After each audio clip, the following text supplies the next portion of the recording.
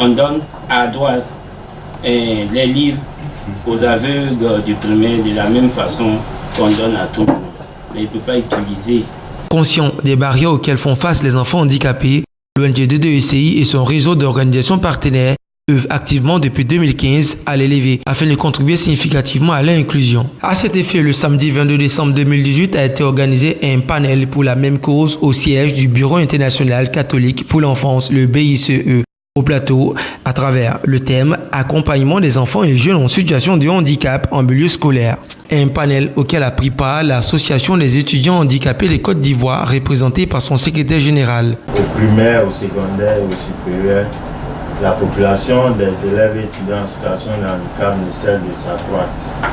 Les dernières statistiques 2017-2018 présentées par la Direction des stratégies de la planification et des statistiques DSPS en fait état des lieux. Au nombre des panélistes, M. Tano Kami, responsable de l'ONG Enfancy, a abordé la question de la responsabilité des parents tout en saluant les efforts de l'État de Côte d'Ivoire. Simplement et véritablement saluer les actions de l'État. Jour d'aujourd'hui en Côte d'Ivoire, il ne faut pas qu'on se dise la vérité.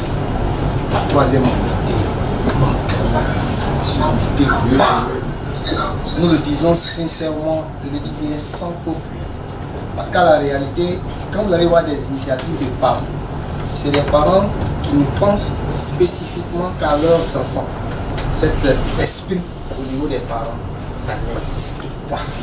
Pour le ministère de l'Éducation nationale, l'approche inclusive a existé dans les pratiques avant de s'inscrire dans les discours. L'État de Côte d'Ivoire a pris des engagements pour envoyer tous les enfants à l'école.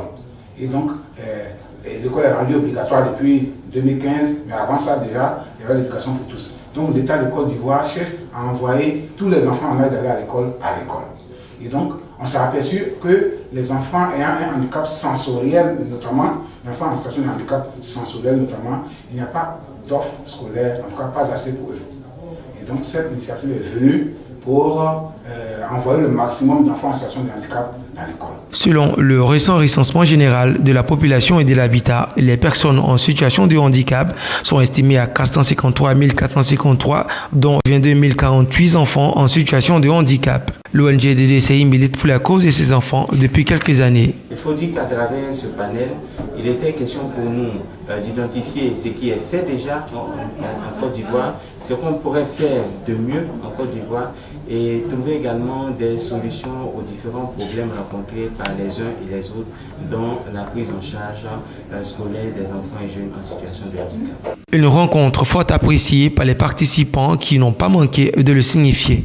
Nous félicitons les D2ECI pour cette rencontre qui nous permet d'échanger, n'est-ce pas, d'expériences afin de pouvoir améliorer, n'est-ce pas, l'éducation des enfants handicapés en Côte d'Ivoire.